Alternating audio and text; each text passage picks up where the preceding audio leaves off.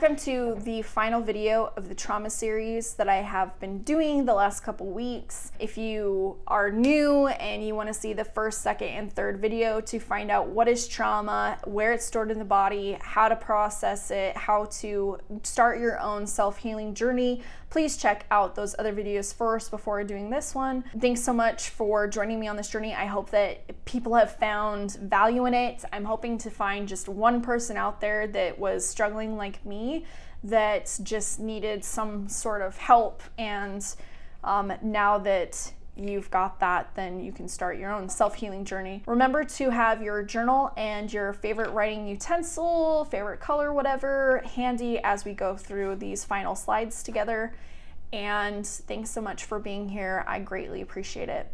So being your authentic self, did you change or did you just stop being who you are not? You might notice this kind of interesting phenomenon as you're going through your own self-healing journey, that if you were not reacting or being your authentic self or reacting in your authenticity, that others might be kind of shocked by the way that as you start to learn these new tools and abilities, you might be responding and reacting differently. And people might immediately think that you're a different person, or maybe that you are a liar and you are not being authentic now. And it's kind of up to you to determine how you're going to be moving forward. Who are you, and do you truly know? Why do you wait for the rest of the world to tell you who you are? Right? Because that's what we were doing with trauma sometimes, is we would want to respond in the way that we think people want us to sometimes. Or maybe we experience CPTSD, and when you have complex PTSD, it's kind of like a brick wall, and then you kind of like add in another brick to the trauma that's already occurred. So who are you? Do you truly know? Why do you wait for the rest of the world to tell you who you are? Did you know that you are an individual with a set way that you think and process information, and you communicate in a specific way because of several factors? Those influences that could be affecting you are your environment, when you were born, your social support system, such as your family, your friends, your school, your job, etc., right? The people that you're around, the society that you're around. But what is your true happiness? What is your joy? What is authentic for you? So this person posted, "It bothers me when I hear young employees talk about work-life balance at an early stage of their lives. Work your butt off at the beginning, make money, save it, and then later in life, aim for work-life balance as you will need it with kids and partners, etc." This is their point of view, right? And someone responded, "Believers of this guy's tweet, you should frame this, then look back at it with regret years later after wasting your youth pointlessly grinding on things that didn't matter and missing opportunities to enjoy things that you're now physically unable to, so he could get rich off of you." There's a couple parables here that I wanted to make mention of. "Diamonds are formed under pressure, and bread dough rises when you let it rest. We're all on our own things. What is motivating to you may be crippling to others." And there's an old saying, someone believes that it might be Russian, but the same boiling water that softens the potato will harden the egg. So you have to ask yourself, are you the potato or are you the egg? Are you the diamond or are you the bread dough? What works for you? What is going to be successful for you, right? Because you're the only one that knows what's right for you. If you try to go and journey down someone else's path and you try to like replicate what they did, but maybe your personalities don't really fit that. What if that's not really authentic for you? You might not be as successful as you hope to be, and then you're beating yourself up because you're a failure and you're trying to live the values of someone else's life. You need to find out what your values are, what your desires are, what your motivations are, and you need to be true and authentic to yourself and to what those are. So prune you and your life. The first step in crafting the life that you want is to get rid of everything that you don't. And maybe the journey isn't really about becoming something. Maybe it's more about unbecoming everything that you're not. If you're 30 years old, I'm just about 30 years old, and you've experienced 29 years of other people's opinions and values and telling you what you should do and blah, blah, blah. If you don't realize, if you don't have that adult like growth mindset thing happen to where you're like, oh, I can actually do my own thing. I can say or think the way that I want to say or think things. I don't have to carbon copy myself to be Kim K, or, you know, I don't have to wear makeup every day, or I don't have to wear my clothes this way, or I don't have to live my life that way. You can actually start to live a more authentic life. And I think that that's what was originally intended to happen. We're all unique, we're all rare, we're all individuals. We're not meant to be carbon copies of each other. Our children are not meant to be direct copies of their parents, right? They're supposed to be these wonderful, unique little kids and to go off and grow up and live their own lives. But I think we all get stuck in this kind of, it's become our culture and our society now of, we must now, you know, meet 1, 2, and 3 things, and that means success, but not everybody's definition of success is the same. So who are you? The thing about healing, you heal into someone else, a completely new person, not even because you want to, but because who you were, you can no longer survive as. Let it go and let a new you happen. And remember, you're not finding yourself, you're not lost, right? You're just kind of peeling back all the layers. You're going to be doing that self-healing journey and looking at your core values. What are those moments that happened for you that made you feel like, oh, this is my personality, and this is my personality, and this is part of me, but maybe those things weren't really, and you need to question those. You can be vulnerable and still be powerful. You can have a gentle heart, but still be solid, rock solid at your core. You can be calm as a breeze, but as fierce as a tiger. You need to find the balance and embody both sides, and you need to find your balance and be authentic to that. But what makes you you? There's no self-development without self-awareness. You can read as many books as you like, but if you're unable to read yourself, you'll never learn a thing. You need to know what your motivations are, your desires, your wants, your needs. And I mean yours, not other people, not, you know, oh, mom and dad want me to be a doctor. If I'm not a doctor, I'm not successful. Like, no, what do you see as success? What is your definition of success? And make sure that it's something that's actually obtainable, not something that's like so far out there. Like, I've got to be a millionaire with $5 million in my bank account. Okay, well, like maybe step down and make some goals that are closer to you, that are more authentic, so that you can get to those big, lofty goals. What makes you you?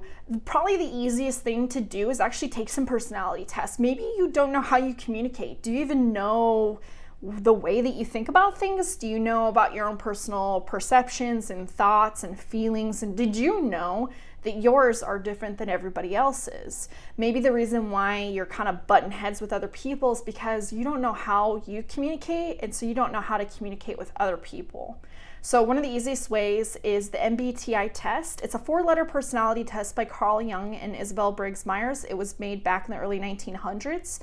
There's actually a test that you can take on 16personalities.com. It's based on the MBTI, and it goes through the different personality types. So it has the E or I, S or N, T or F, J or P, and there's other websites and other resources that you can go to get more information on this. I'm not going to go too deep into this because I feel like that would be a whole nother video. But you know, I think it's super important for you to know your personality type, your MBTI personality type. And then another great personality test that you can do is called the Eniagram Test. So this is the Rizzo Hudson Enneagram Type Indicator Test. It has 9 types. It's a system of personality typing that describes patterns in how people interpret the world and manage their emotions. You can take the free version on truidity.com, but you can actually pay for the paid version, and it actually breaks things down. It gives you like your wings and things that you need to be working on, because that's the difference in the test, is that it will actually kind of tell you your struggles and then where you can go to actually try to work and make them strengths as opposed to weaknesses. I want you to go ahead and take a 1-minute journal prompt here. I want you to go take those 2 quizzes and then write down your results and what did you learn about yourself.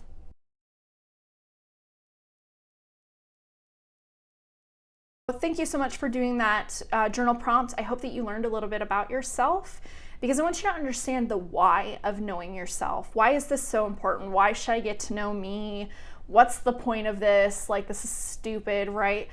this isn't stupid. This is super important for you to know your communication style. You need to know how you communicate with others, and then also this can kind of help to see that how other people communicate and how you can communicate better and have better communication skills and techniques. You need to understand your perceptions. You need to understand that the way that you think, not everybody thinks the same way that you do.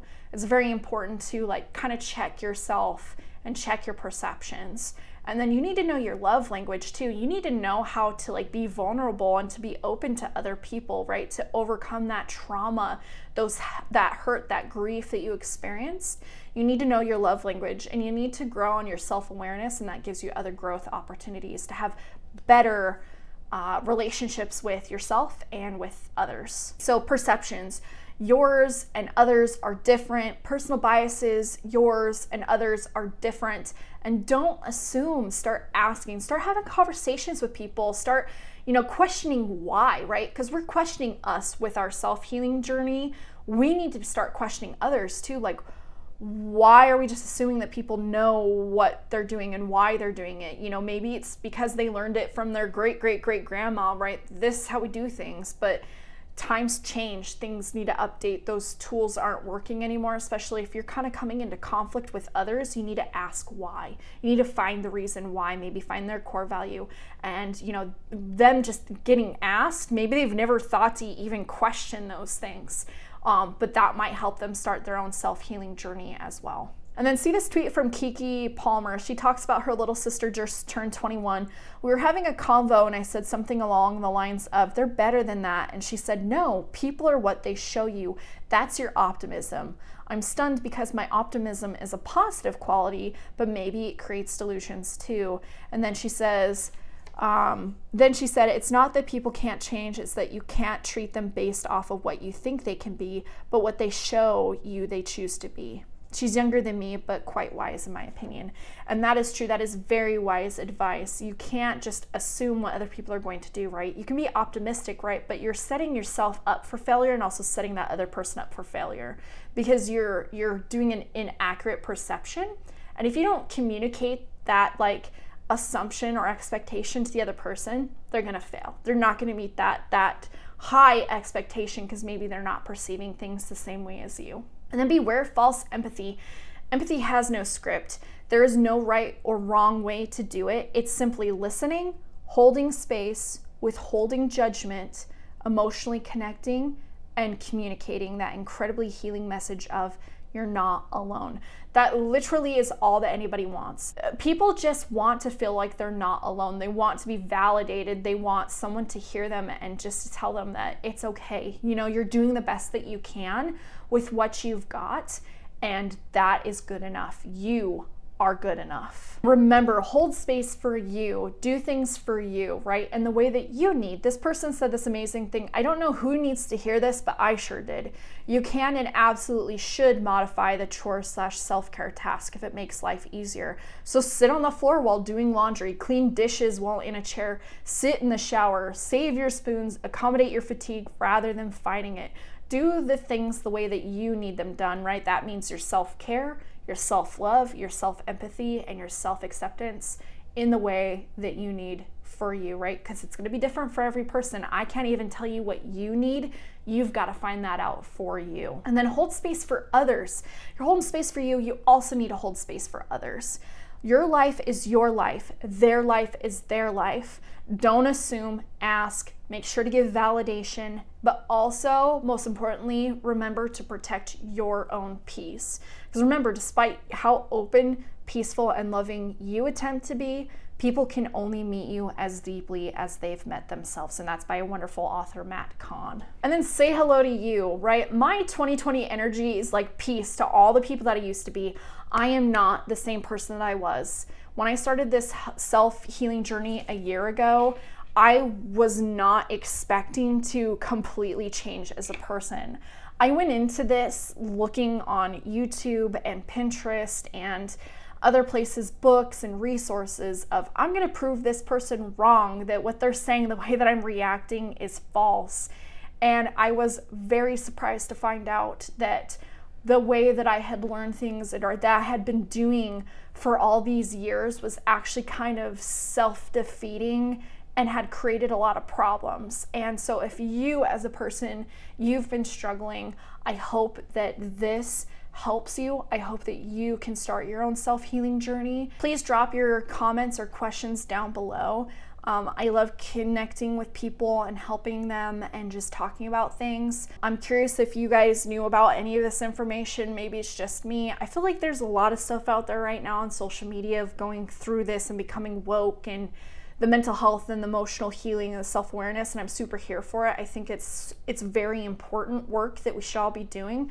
I think all of this stuff should be taught in schools and that we should be teaching our children so that they can be their most authentic self. And if we just personally learned to be a little bit more vulnerable and be a little bit more compassionate towards each other, I think that it would make things a lot easier and a lot more healing for all of us if we just practice that. So remember, I love every single one of you. I hope that you have a great day. Remember to spread kindness to yourself and others, and I'll see you in my next video.